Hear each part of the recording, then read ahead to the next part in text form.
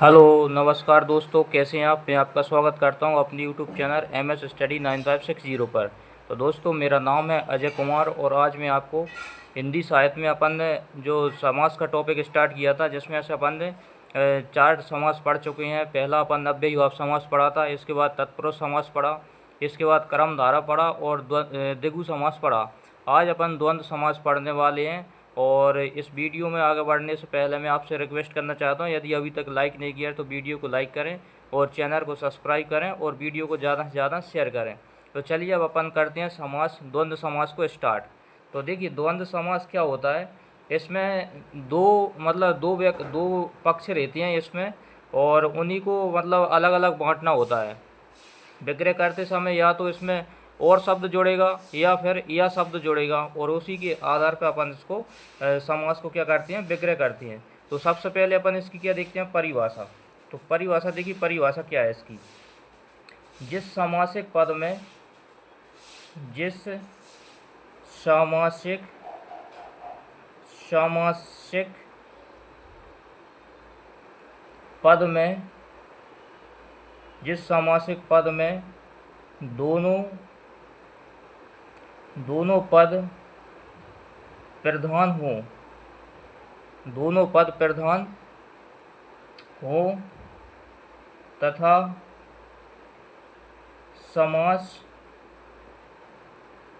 तथा समास विग्रह करते समय या करने पर और, याद रखना ये दो शब्द,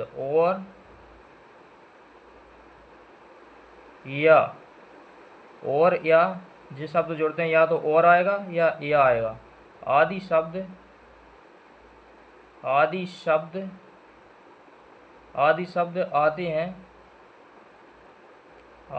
आते हैं वहाँ द्वंद्व समास होता है। द्वंद्व समास होता है। तो देखिए, अपन ने इसकी परिभाषा लिखी कि जिस सामासिक पद में दोनों पद प्रधान हो। इसमें कौन से पद प्रधान हो रहे हैं, दोनों पद प्रधान हो। अपन ने इसके अलावा देखा था अव्ययीभाव समास में पूर्व पद प्रधान था। इसके अलावा तत्पुरुष समास में भी उत्तर पद प्रधान था। तत्पुरुष समास की दो भेद थे, द्विगु समास और द्विगु समास और कर्मधारय समास, तो उनकी भी उत्तर पद प्रधान थे। अब इसके अलावा आगे आता है द्वंद्व समास। द्वंद्व समास में कौन से पद प्रधान होते हैं, दोनों पद प्रधान होते हैं। द्वंद्व से नाम ही स्पष्ट हो रहा है। द्वंद्व मतलब द्वंद्व का अर्थ क्या होता है, युद्ध होता है। और युद्ध कब होता है, जब दो पक्ष होते हैं। तो द्वंद्व का मतलब भी क्या होता है, इसमें मतलब दो पक्ष होंगे। अब द्वंद्व समास के तीन उपभेद होते हैं। इसके तीन उपभेद होते हैं। इसके तीन उपभेद होती हैं द्वंद्व समास के। नंबर एक होता है इतरेतर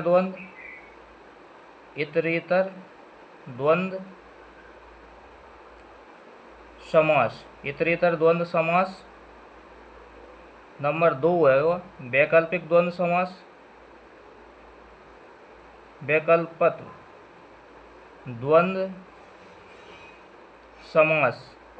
द्वंद्व समास। और तीसरा जो आता है, जिसको बोलते हैं समाहार द्वंद्व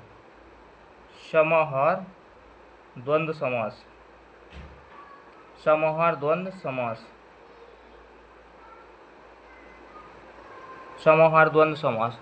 अब इनको जब अपन विग्रह करती है ना, जब विग्रह करेंगे ना इनको, तो अपन क्या आता है इनमें, जे इतरेतर द्वंद्व होता है ना, ये लिंगीय शब्द होती हैं। इसमें लिंगीय शब्द आती हैं इसमें, और किससे जुड़े होते हैं जी, और शब्द से जुड़े होते हैं। जैसे लिंगीय का मतलब क्या होता है, जैसे माता पिता, भाई बहन, इस तरह के शब्द आएंगे किसमें, इतरेतर द्वंद्व में, और जिसमें और शब्द से जुड़े होते हैं जी। वैकल्पिक द्वंद्व में क्या होगा, इसमें दो विकल्प चिन्ह होंगे, जैसे लाभ और हानि, इस तरह के शब्द हैं, लाभ या हानि। तो यह इसमें या शब्द से जुड़े होंगे। और जो समाहार द्वंद्व होता है ना, इसमें सार्थक शब्द होती हैं। कैसे शब्द होती हैं, सार्थक शब्द होती हैं। तो याद रखना, इतरेतर द्वंद्व में लिंगीय पद होती हैं और जो और से जुड़ी होती हैं, वैकल्पिक द्वंद्व में जो क्या होती हैं, जे विकल्प चुनना होता है, यानी कि जो अपन कह सकते हैं कि विलोम शब्द आती हैं इसमें, यहाँ से जुड़े होते हैं, और समाहार द्वंद्व में सार्थक शब्द होते हैं। तो अपन एक एक को पढ़ते हैं। तो पहला देखते हैं अपन इतरेतर द्वंद्व। इतरेतर द्वंद्व में क्या होता है, और से जुड़े होते हैं। पद कौन से जुड़े होंगी, और से पद जुड़े होंगे, तो ये याद रखना है। और अपन इसकी परिभाषा देखती हैं। वह द्वंद्व जिसमें और से सभी पद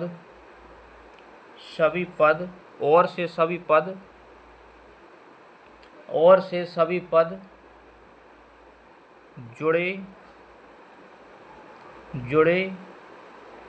हुए हों और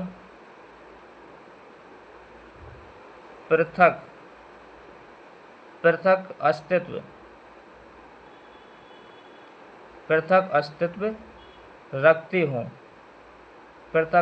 रखते हों, तो वहाँ पर कौन सा समास होता है, इतरेतर द्वंद्व समास होता है। तो परिभाषा इंपॉर्टेंट हैगी कि वह द्वंद्व जिसमें और से सभी पद जुड़े हुए हों और पृथक अस्तित्व रखते हो, यानी कि दोनों का जो है अस्तित्व बिल्कुल पृथक हो, दोनों अपने आप में मतलब अलग अलग वो दे सकें, दोनों का अर्थ अलग अलग निकल सके। तो ऐसे शब्दों को क्या कहते हैं, इतरेतर द्वंद्व कहते हैं। तो एग्जाम्पल देखते हैं इनकी। एग्जाम्पल में अपन लिखते हैं एग्जाम्पल में पहला देखते हैं माँ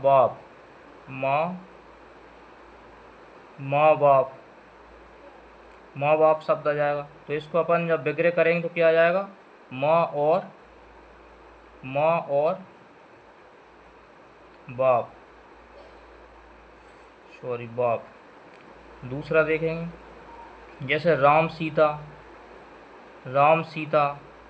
तो राम सीता अपन कैसे करेंगे, राम और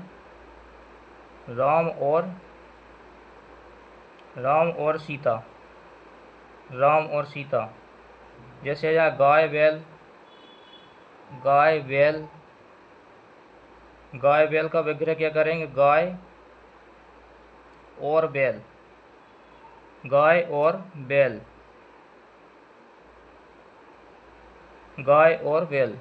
यदि आ जाए भाई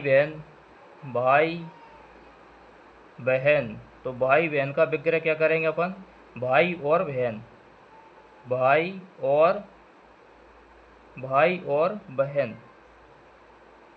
बहन हो जाएगा। इसके अलावा और देखते हैं अपन, अगला देखते हैं जय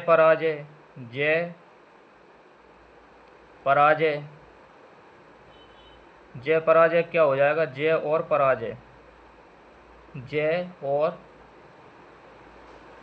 पराजय।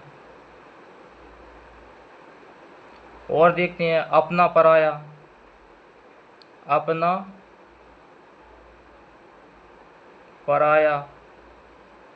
तो इसका क्या हो जाएगा, अपना और पराया।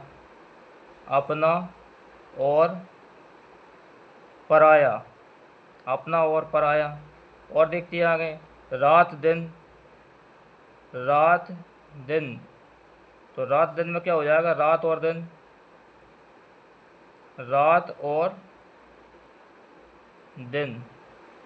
इस तरह के उदाहरण किस में आते हैं, इतरेतर द्वंद्व में आते हैं। और मैं आपको बताता हूँ, ये तो यदि 2 शब्द आ रहे हैं तो अपन इस तरह से लिख लेंगे।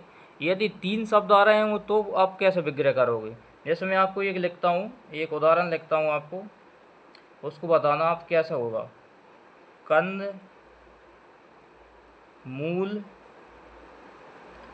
मूल फल। इसका आप करके बताओ विग्रह क्या होगा। जल्दी कमेंट बॉक्स में लिख के बताओ कि इसका विग्रह क्या होगा, फिर मैं आपको बताता हूँ। तो कंद मूल फल का क्या होगा। तो इसका अपन जब करेंगे ना, कंद मूल और फल। अगर 3 शब्द आ रहे हैं तो इस तरह से करें, कंद मूल और फल। जहाँ क्या लगेगा, जहाँ और शब्द दूसरे नंबर पर लगेगा। इसके अलावा और देखते हैं अपन, जैसे मैं और लिखूँ रोटी कपड़ा मकान। रोटी कपड़ा और मकान, रोटी कपड़ा मकान। तो रोटी कपड़ा मकान को कैसे करेंगे? रोटी कपड़ा और मकान, रोटी कपड़ा और मकान, रोटी कपड़ा और मकान। और देखते हैं अपन 10 नंबर को, और देखते हैं अपन। जैसे और आ जाए 81। अब इसको क्या करोगे? तो 81 का विग्रह क्या करोगे? अब 81 संख्यावाची आ रहा है, शब्द तो संख्यावाची है, तो आप क्या लगाओगे? द्विगु समास। 81 में कौन सा समास होगा? द्विगु समास या द्वंद्व समास? तो इसमें द्विगु नहीं होगा, इसमें क्या होगा? द्वंद्व होगा। द्विगु समास वहाँ होता है जब संख्या का संख्या जो है ना, तो संख्या कैसी हो? संख्यावाची शब्द समूह का बोध कराए, तो वहाँ होता है द्विगु समास। यहाँ कोई संख्या का बोध नहीं करा है, मतलब समूह का बोध नहीं करा रहा है। 81 एक संख्या है, लेकिन समूह का बोध नहीं करा रहा है। तो 81 का कैसे करेंगे अपन? एक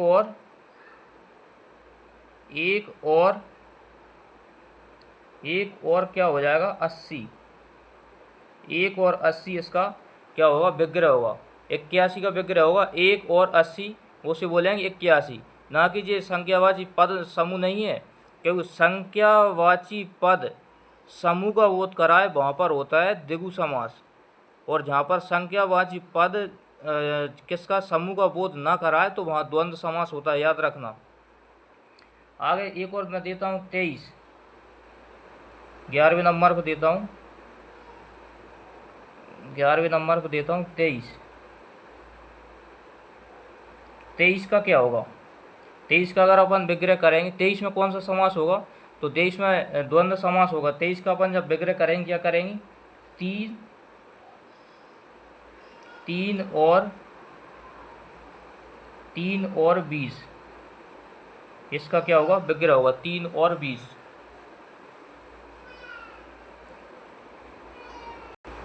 अगला नंबर देखते हैं अपन। पहला देख लिया इतरेतर द्वंद्व, और दूसरा देखेंगे हम वैकल्पिक द्वंद्व। अब वैकल्पिक द्वंद्व में क्या होता है? इसमें या शब्द से जुड़ा होगा, पद किससे जुड़ा होगा? या से। और इसकी अपन परिभाषा देखते हैं। वह द्वंद्व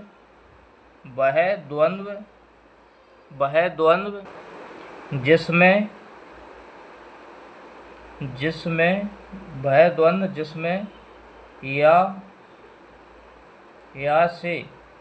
या से सभी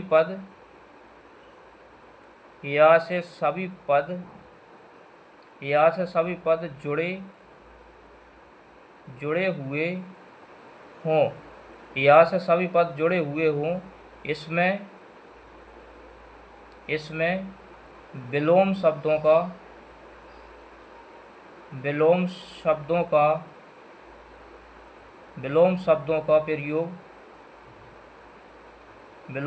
का प्रयोग होता है। इनमें विलोम शब्दों का प्रयोग होता है, लेकिन याद रखना, लेकिन सामान्यता ऐसे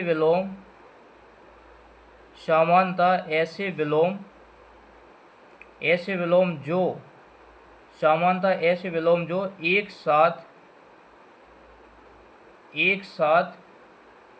घटित नहीं हो सकते, एक साथ घटित नहीं हो सकते। तो ऐसे को अपन बोलेंगे वैकल्पिक द्वंद्व कहते हैं। तो देखिए अपन इसमें आगे बढ़ते हैं, और इसमें अपन देखते हैं कि क्या क्या इसकी एग्जाम्पल हो सकती है। जैसे मैं एग्जाम्पल की बात करूँ, इसमें नंबर 1 पे डालते हैं अपन भला बुरा।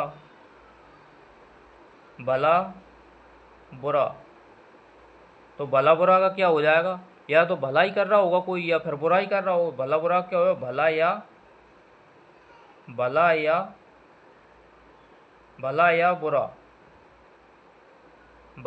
बुरा।